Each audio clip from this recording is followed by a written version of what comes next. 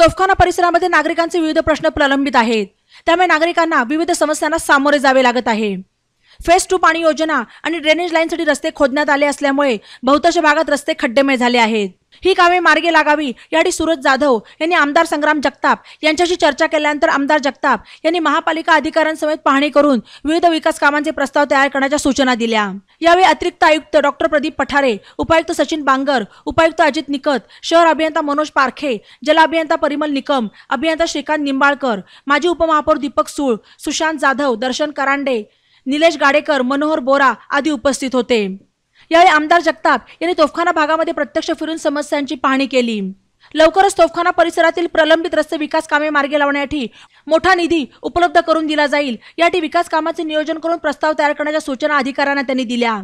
सूरज जाधव हे वेळोवेळी पुढाकार घेत तोफखाना भागातील नागरिक समस्या सोडवण्यासाठी आमदार संग्राम जगताप यांच्याकडे पाठपुरावा करत आहेत।